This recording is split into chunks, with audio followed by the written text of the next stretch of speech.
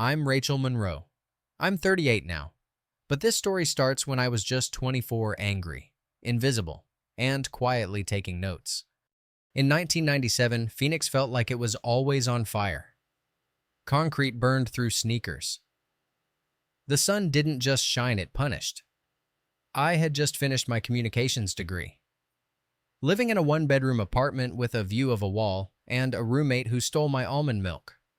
And then came a lifeline, my stepfather, Jack Sullivan. Jack was the kind of man who carried a wrench like it was an extension of his spine. Quiet, calloused, always smelled like metal and motor oil. After my mom died when I was 15, Jack never tried to become a second parent. He didn't throw around the word daughter, but he did show up to every graduation, every job fair, every heartbreak until it stopped hurting. That summer, Jack got me a temporary job with his employer, a mid-sized telecom construction firm called Caldwell Utilities. I was supposed to be a summer intern, which in construction terms meant I pulled fiber optic cable through trenches in 112-degree heat, most days. I worked with crews of men who called me kid, or worse, didn't speak to me at all. But I loved the work.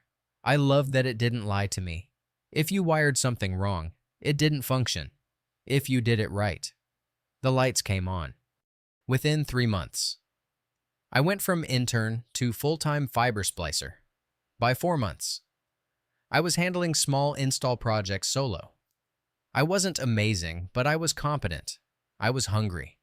Jack always said, "You don't earn respect by talking. You earn it by not needing to." He taught me everything: how to read a trench plan, how to listen when old engineers griped about the good old days, how to survive being the only woman on a job site without becoming either a doormat or a caricature.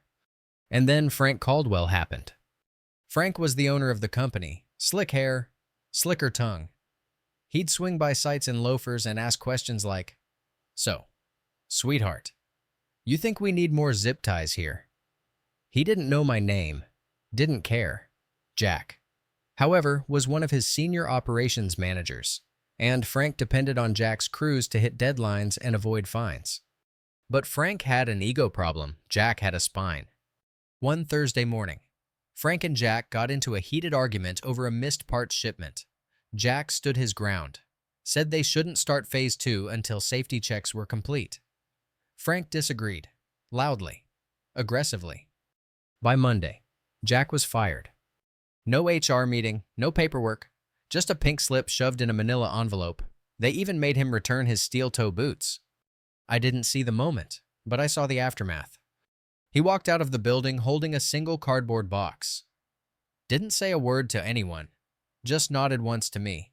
His eyes looked like rusted nails, hard, tight, and quietly bleeding. And I said nothing. Because I still needed the job. Because I was young. Because I thought if I worked harder, they'd see me. Spoiler, they didn't. Before I tell you how I made sure Frank Caldwell never got another cent from the company I helped build, take a moment. Subscribe if you've ever been underestimated. Like this video if someone ever stole credit for your work. And comment, what would you have done if someone fired your mentor and expected you to just smile through it? Because this story, it's about memory, about waiting, about turning silence into a weapon. I stayed at Caldwell Utilities for 18 more months. Not because I forgave them, but because I had bills. And because I wasn't done learning. I soaked up everything: blueprints, specs, compliance codes, vendor contracts. I became the ghost in the server room, the girl in the van who listened to every whisper. They thought I was harmless. And I let them think that. I took on every bad shift. I picked up routes nobody wanted. I pulled permits. I sat in on project meetings where no one remembered I was in the room. And I watched. Frank called me Rachel exactly once, when he mistakenly thought I was the new admin. Jack and I didn't talk much after he left. He was proud. Too proud to vent. Too principled to sue. But I did find out later he had quietly filed a labor complaint. Nothing came of it. No lawyer would take it. I didn't tell Jack I was staying at Caldwell. I think he knew. I think he hated it. I hated it, too. But what I hated more was how they talked about him after he left. Guy couldn't keep up. One of the execs said, "Not team-oriented." Said another, "Too emotional for field work." It took every atom of restraint in my body not to scream. I wanted to rage. I wanted to flip a server rack and set every timesheet on fire. But instead, I applied for a job at Dominion Fiber Corp in Denver. They paid 30% more. They needed someone to manage vendor compliance and project intake. I didn't mention Caldwell on my resume, but I mentioned Jack, listed him as mentor, used his cell as a reference. When I got the offer letter, I didn't celebrate. I packed, and I promised myself one thing. If Frank Caldwell ever shows up again, I'll be the one holding the pen. What I didn't know then was that Frank Caldwell would show up. Not in a lawsuit, not in a headline, but in a lunch meeting he invited himself to. And he didn't even remember my face. He did. That's why you fired him. His face twitched, barely. But it did. He reached for his water glass. Those were different times. He mumbled, "We made some tough calls." I pulled a card from my bag and placed it on the table. "I'm Rachel Monroe, but my full name is Rachel Sullivan." The silence that followed was exquisite. I watched it roll over him like a wave of nausea. The moment his brain connected the dots, the girl in the van, the woman with the pen, his face drained. The fork in his hand lowered slowly. His shoulders stiffened like he was preparing to be hit. Rachel, I didn't know." He stammered, "Honestly, I had no idea." "No," I said, "you didn't, because you never bothered to learn the names of the people working for you, especially not the ones who didn't wear a tie." I leaned forward. "You fired a man who ran your operations like a silent engine, who trained green crews, cleaned up your messes, and never asked for more than a straight paycheck and a little dignity. You fired him for having a spine. Then you paid your nephew to botch the same rollout. I remember. I was there." He didn't speak, just looked down at the linen napkin in his lap like it might offer him a reset. "I managed the approved contractor list for 4 regions." I continued. "Projects average between $75,000 to $200,000. We do $32.40 per year. Do the math." He swallowed. His throat clicked.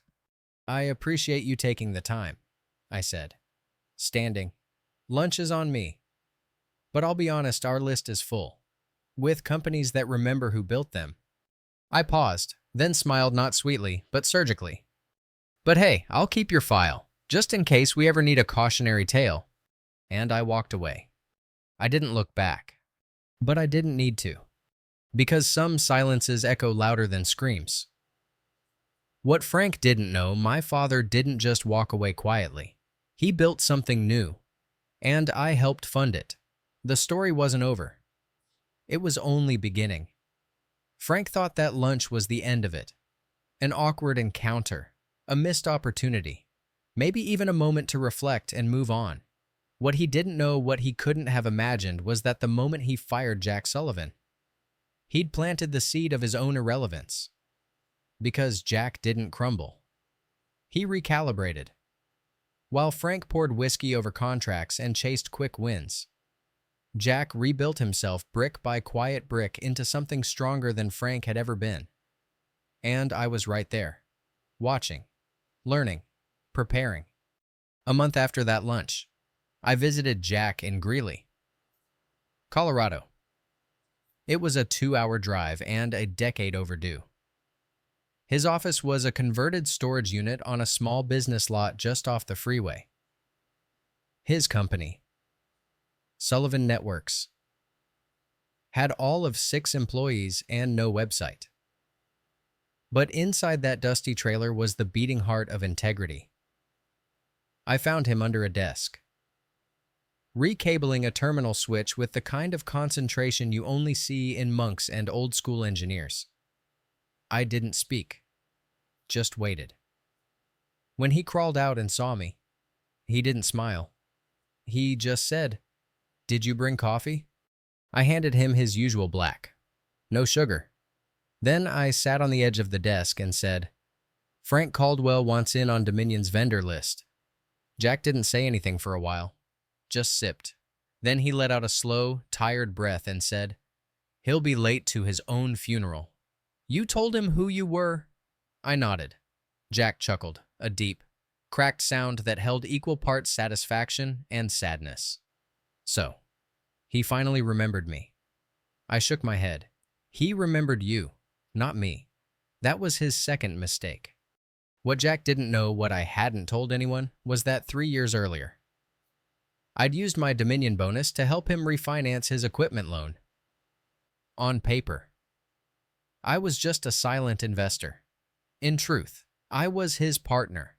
Every time his team got a contract, every mile of fiber they laid, every 5-star safety rating they earned, it came back to me in whispers and numbers.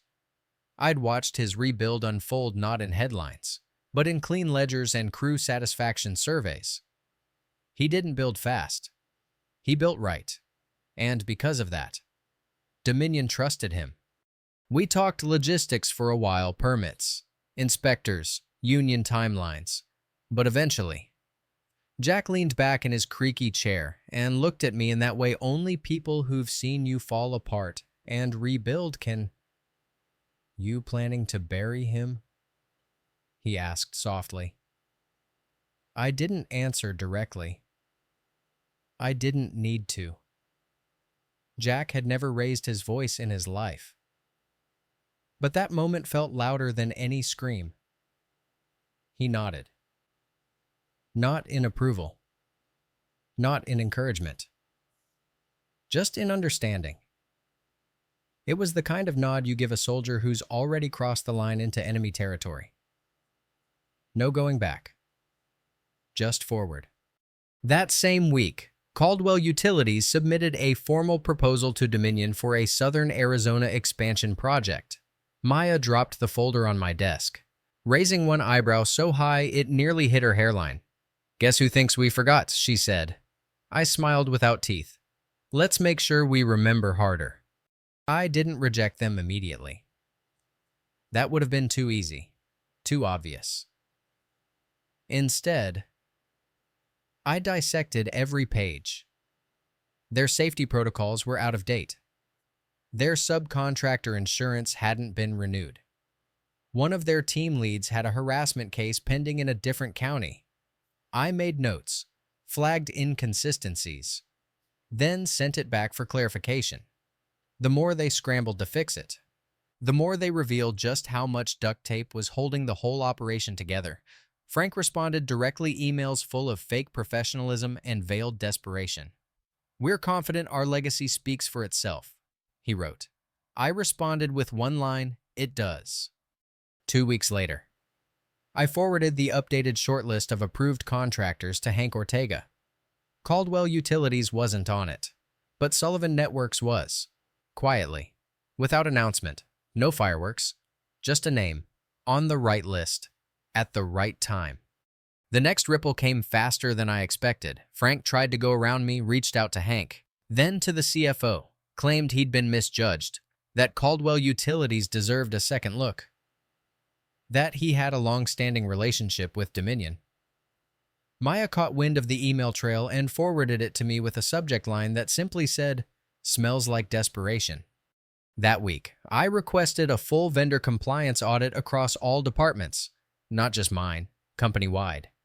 It looked like a routine due diligence sweep, but it was the equivalent of turning on all the lights in a roach-infested kitchen. Suddenly, every corner Frank had cut over the last decade lit up like neon. Missed inspections, falsified time logs, a subcontractor with multiple unpaid OSHA fines. By the time I was done, his entire reputation was bleeding out on the conference table. And the final twist. Nina Caldwell, Frank's daughter, was now a junior coordinator in Dominion's compliance division. I didn't hire her. HR did. I'd barely spoken to her until one Friday. She approached me in the break room, her hands shaking just slightly as she poured coffee. "Are you really Jack Sullivan's daughter?" she asked. I looked at her carefully, same blue eyes as Frank, but none of the armor. "I am." She stared at the coffee machine for a moment, then said, "My dad's been a wreck since that lunch. Says you set him up." I didn't flinch. No. I gave him a seat at the table. He choked on it. Nina nodded slowly. He hasn't slept in weeks. Keeps saying the past caught up with him. It didn't. I said, I did. She didn't say anything after that, just walked away. But the next Monday, she filed for internal transfer to the Northeast Division. She never spoke to me again. Frank's company bled clients for 6 straight months. Dominion didn't blacklist him officially, we didn't need to. When the big firms stopped calling, the city councils and school boards followed. Caldwell Utilities quietly downsized. Frank laid off half his staff, then sold the company to a shell corp 2 years later. No press release, no farewell speech, just a name removed from a directory. But it wasn't about revenge.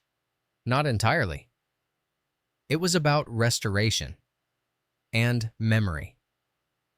And the promise I made to myself in that parking lot in Phoenix all those years ago, I would never forget who they discarded. And I would make sure the world remembered him better than they ever did. But the story didn't end with Frank's fall. It continued with Dominion, with Jack's rise, and with one final test that would force me to choose between mercy and message.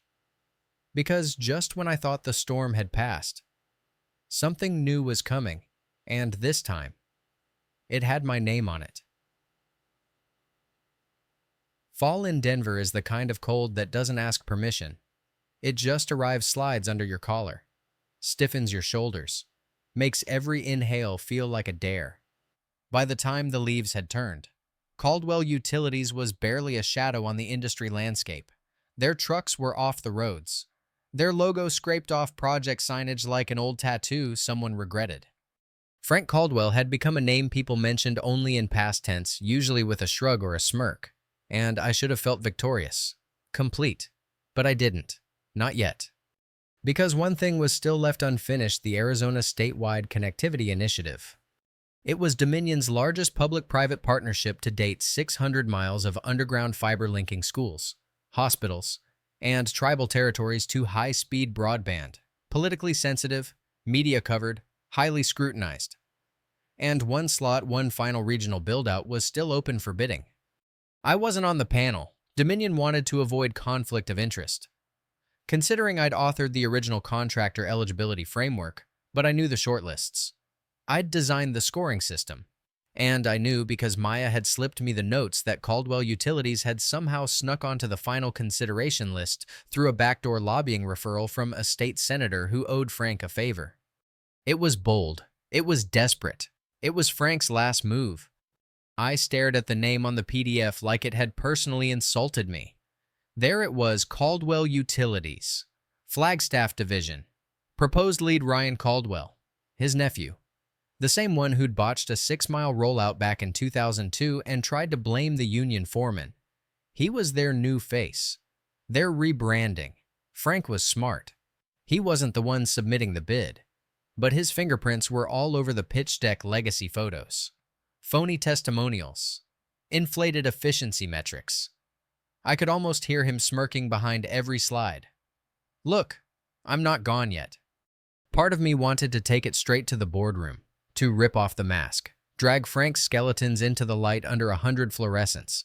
I wanted a public reckoning, the kind with witness signatures and quiet gasps and closed-door fallout.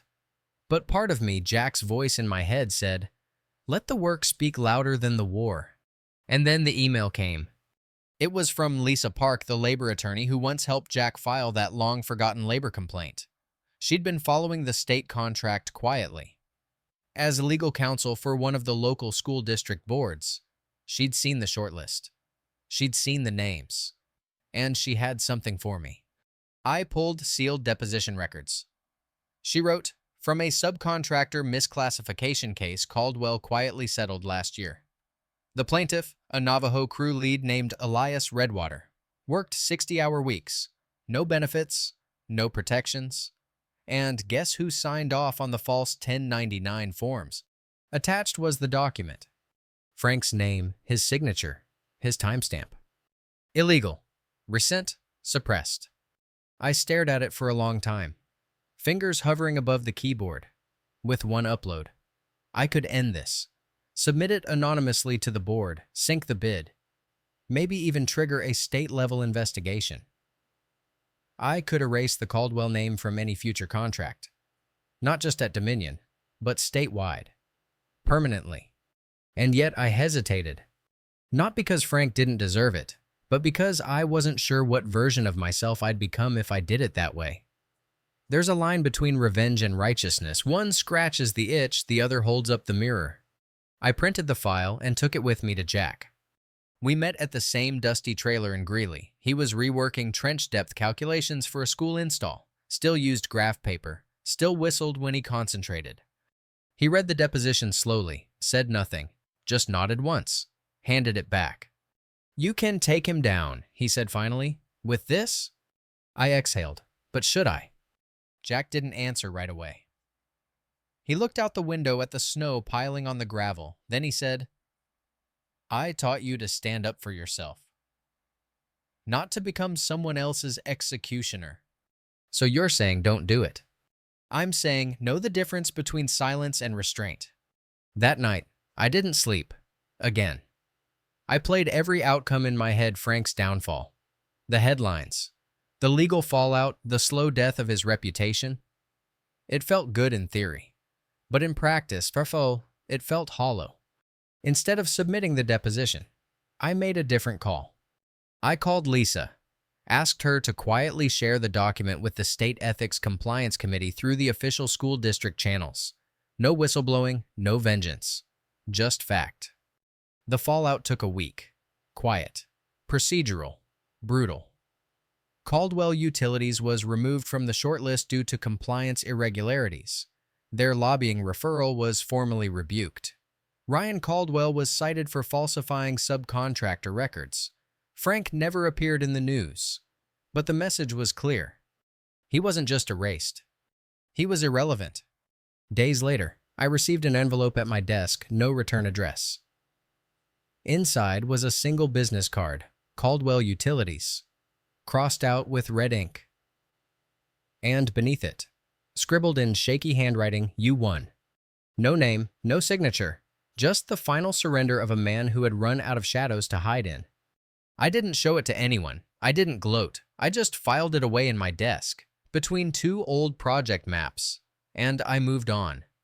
But there was one more moment I didn't expect. A month later, at a Dominion holiday event, a new school district superintendent pulled me aside, middle-aged, soft-spoken, silver glasses slipping down his nose. "You're Jack Sullivan's daughter, right?" I blinked. "Yes, I am." He smiled, warm and real. "My brother used to work for your dad. Said he was the only boss who ever fixed a trench with them in the snow. Said he never forgot that." I smiled back. But something cracked open in my chest. Something I hadn't expected: pride. Not just for the fight I'd won, but for the man whose name I carried quietly, but fiercely. And just like that, it was over. Or so I thought. Because legacies don't end with names on contracts. They echo through reputations, through loyalty, through blood. And sometimes, they come back to ask, now that you've won, who are you willing to become? Sometimes revenge isn't loud. It's not a monologue delivered under flashing lights. It's not a courtroom slam or a viral confession. Sometimes, it's quiet, cold, surgical. And sometimes, it's walking away while they're still trying to remember where they've seen your face. But even deeper than that, true closure isn't when they're gone. It's when you no longer need them to be. I carried Jack's name not out of blood, but out of choice. And that, in the end, was the most powerful legacy. He gave me the power to choose what kind of echo I wanted to leave behind. And I chose not to destroy. I chose to build. If you've ever been underestimated, if you've ever been dismissed, disrespected, or discarded, know this: silence is not surrender. It's strategy. And when the time comes to speak, Make sure your voice is one they'll never forget. Let me know in the comments, what would you have done? Like this if you've ever fought quietly for justice. Subscribe for more true, powerful, long-form stories that echo long after the video ends.